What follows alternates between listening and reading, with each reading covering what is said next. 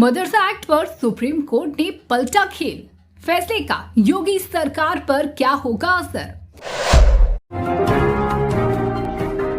Select 24 news में आपका स्वागत है। मैं हूं आपके साथ नंदिनी। आज बात यूपी मदरसा एक्ट पर सुप्रीम कोर्ट के उस फैसले की जिसने योगी सरकार को राहत और झटका दोनों ही दिया है। तो करते हैं शुरुआत। दरअसल मदरसा एक्ट पर सुप्रीम कोर्ट ने हाई कोर्ट का फैसला पलट दिया है। सुप्रीम कोर्ट ने 2004 के उत्तर प्रदेश मदरसा शिक्षा अधिनियम की वैधता को बरकरार रखते हुए इसे संवैधानिक बताया है। सुप्रीम कोर्ट ने कहा कि यह अधिनियम ना तो धर्मनिरपेक्षता के सिद्धांत का उल्लंघन करता है और ना ही मूल अधिकारों का हनन करता है। बता दें कि इस फैसले का असर यूपी के 13,000 से अधिक मदरसों में पढ़ने वाले 17 लाख छात्रों पर पड़ा है, जिन्हें बड़ी राहत मिली है। हालांकि मदरसे अब पीजी और रिसर्च सिलेबस तय नहीं कर पाएंगे।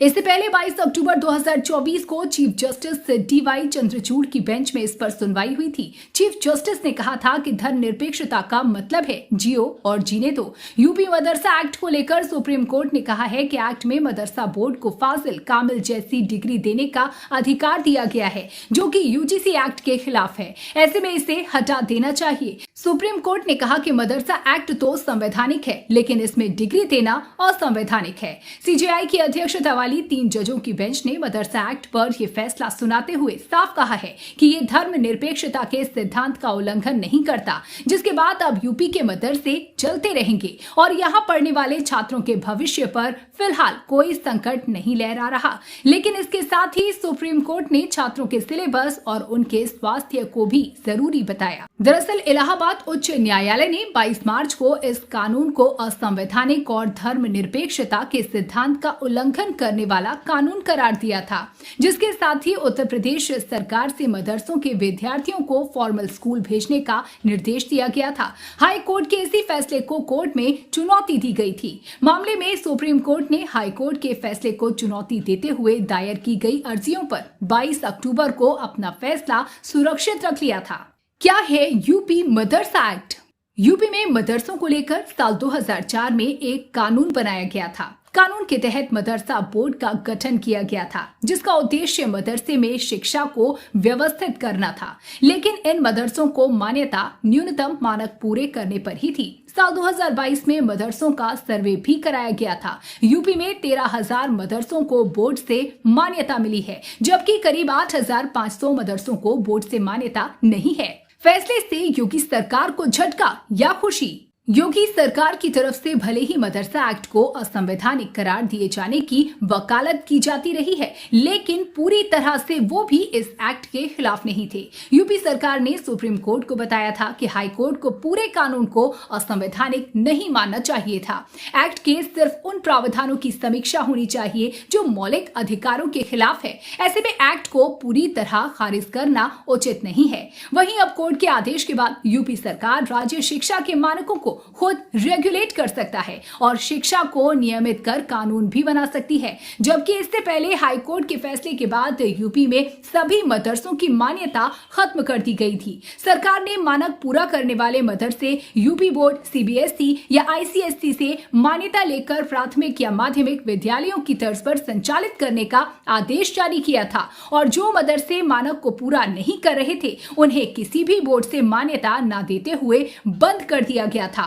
कोर्ट ने केंद्र और यूपी सरकार से इस पर जवाब भी मांगा था।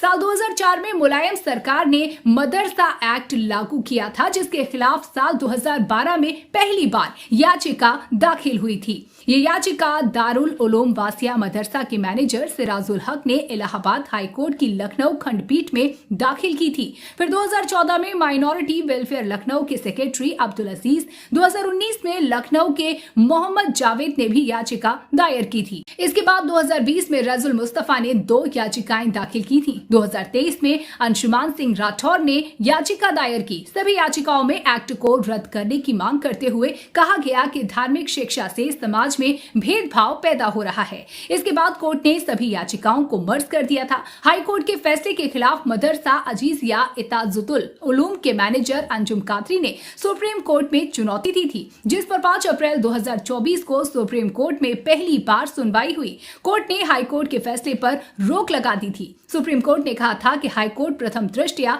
सही नहीं, यहाँ तक कि यूपी सरकार ने भी हाई कोर्ट में मदरसा एक्ट का बचाव किया था। इस पर आपका क्या कहना है, हमें कमेंट करके जरूर बताएं। दमा, फेफड़ा कैंसर, टीबी आदि से है परेशान तो Iman TB chest care and heart care clinic है मरीजों के लिए एक बेहतर समाधान।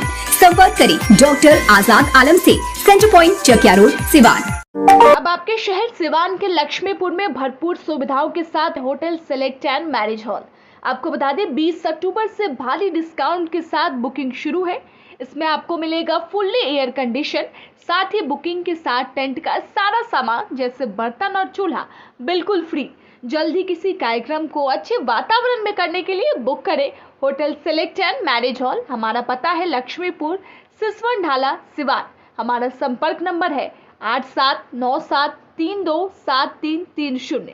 एक बार जरूर पहुंचे और इस भारी डिस्काउंट का लाभ जरूर उठाएं।